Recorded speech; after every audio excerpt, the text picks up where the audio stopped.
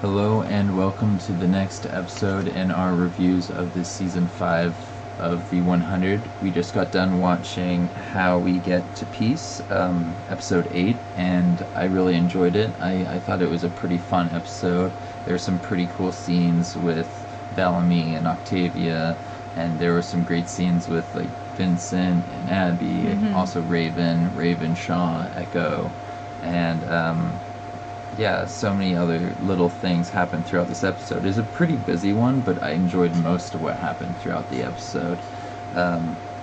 It started off with Bellamy and Clark talking about killing Octavia, and Bellamy is never going to be okay with that.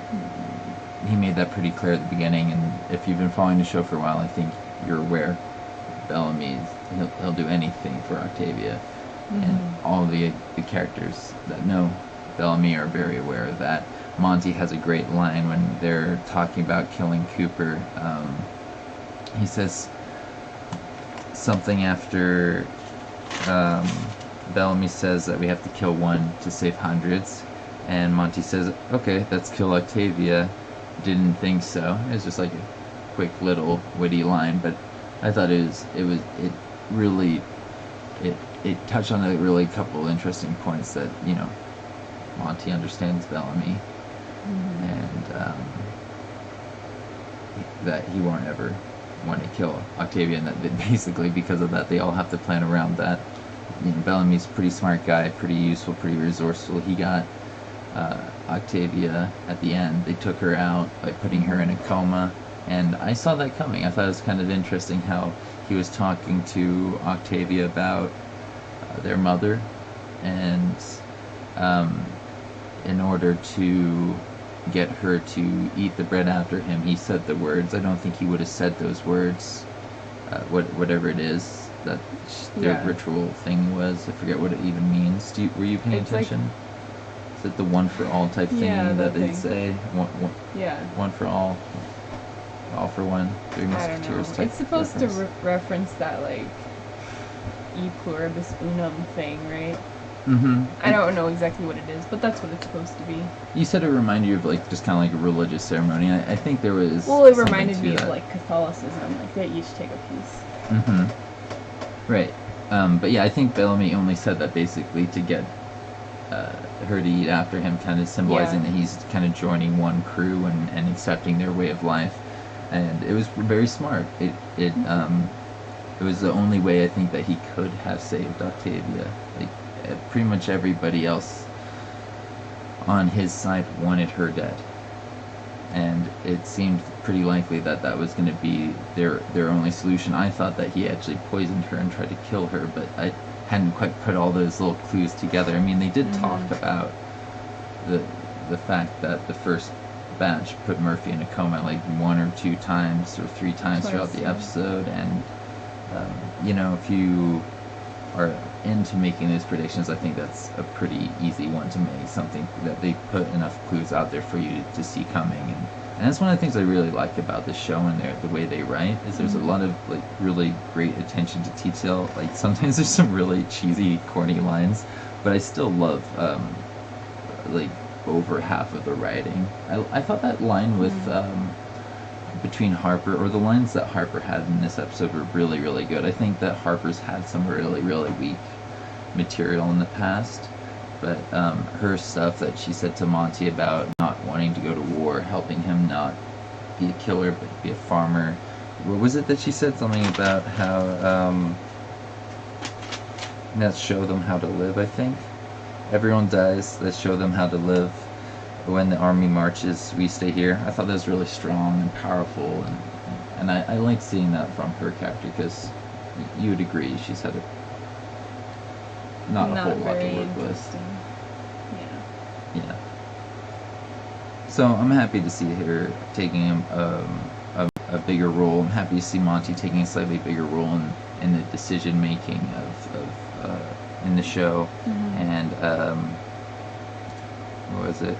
I really also like how Miller is taking a bigger role this season. I kind of predicted that they'd try to do more with him outside of just being like a support character, and he's taking over Indra's unit. He's actually leading the 1st Battalion, which I think is a pretty cool responsibility for a sky crew person to be given. I mean, they're all one crew and they've all been working together for 5 years, so he's no longer an Arcadian or a sky crew. He's one crew, and I think that you really do see that in that exchange between Indra and him and Octavia. And I'll be interested to see how he actually reacts to Bellamy poisoning Octavia in the next episode, because I'm sure things aren't going to go quite according to plan. Even if they hand over Octavia, I think they're all of her loyal subjects are going to try to fight to the bitter end, right? Yeah.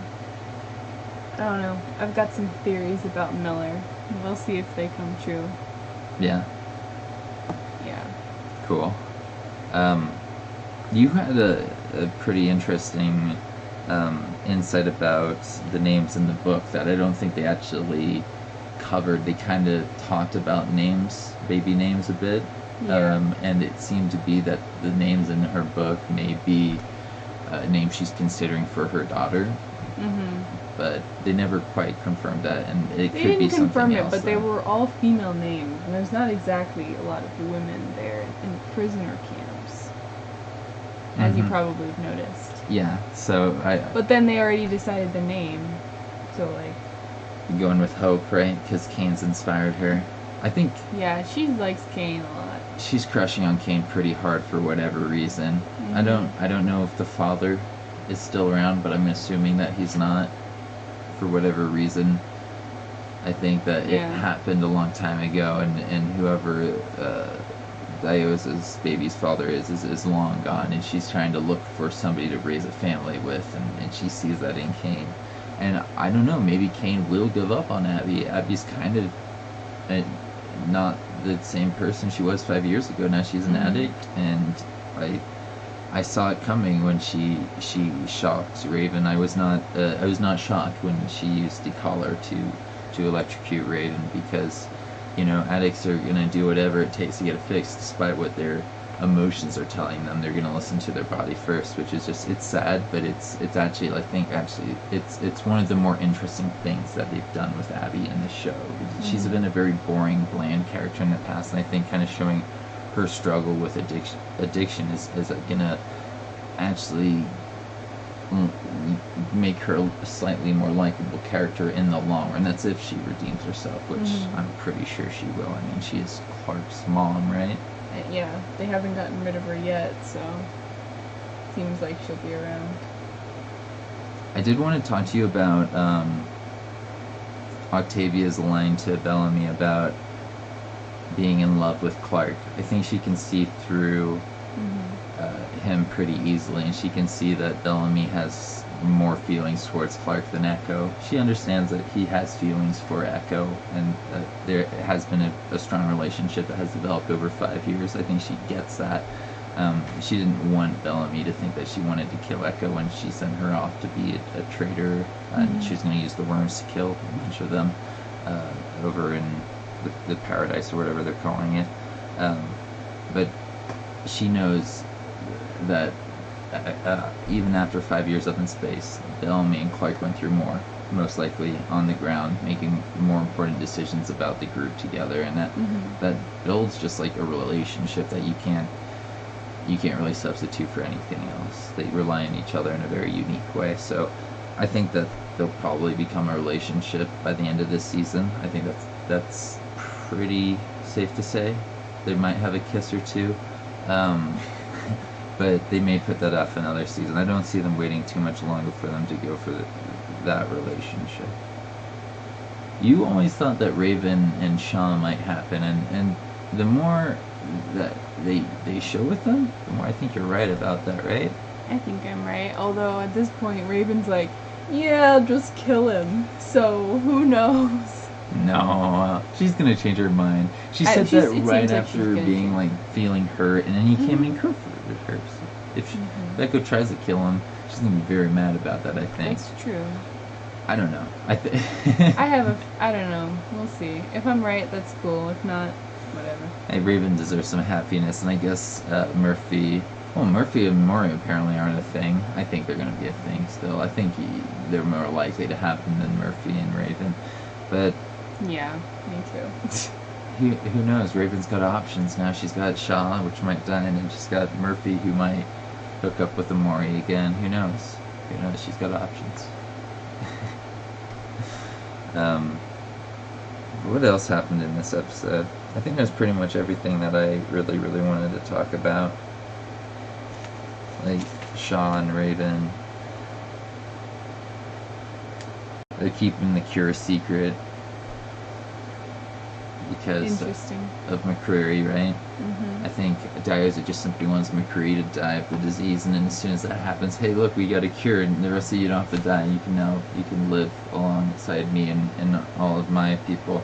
And while I'm pretty sure that's because McCreary is just a threat to her, I think it's a pretty strong possibility that McCreary is the father of the child, and that he's going to actually play a bigger role in later seasons. I don't think they're going to actually kill him off this season, because him and Murphy had some pretty strong interactions, and he actually seems like somebody who may value life a little bit more than Diaza. Diaza might be more willing to justify the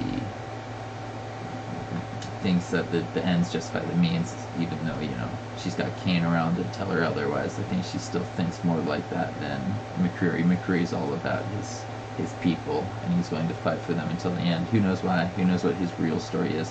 But I'm hoping we get to see more of that, and we get to know more about him. And I don't know if we'll see more about that from some other prisoners. I think we might see Vincent disappear pretty soon, as the only prisoner who's been cured and had a decent amount of time dedicated to explaining his backstory, right? Serial killer who likes collecting hands and feet. I'm pretty sure he's gonna die pretty soon. Don't you think? I don't know. Maybe he'll be the next Worms or something. Secret weapon. Vincent. Yeah, I like that. I think he'll stick around. Crazy. Because he is kind of smart, and like they might want to use him, because he was the one who brought the thing to them. He's such a good actor that it's like, why get rid of him? So creepy. They can all be very happy. Agreed. I love that actor. He's been in a lot of my favorite shows.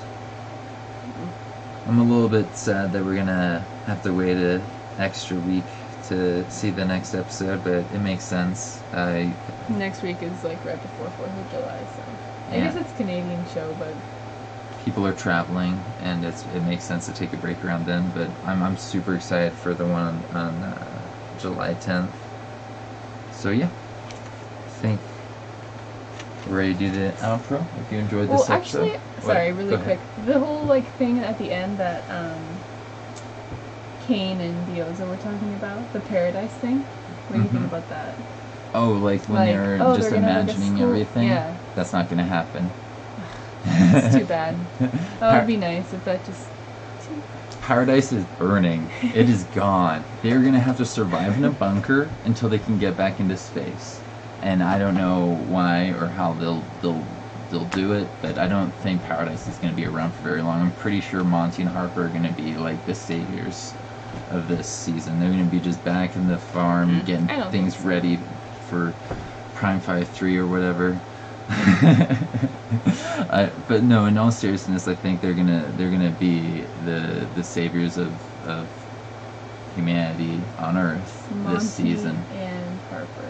Because they're gonna get the farms up and running after Paradise is destroyed for whatever reason. I think they're gonna need those farms. I think everybody who survives this season is gonna be relying on those farms. So yeah, I think they will. That's my prediction. I don't think the Paradise is going to become what Kane and Diaz are imagining.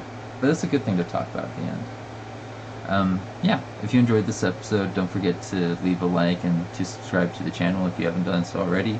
We've got links to the social media in the description below. And since that's all I had to say, since that's all we had to say, we'll see you around for the next one.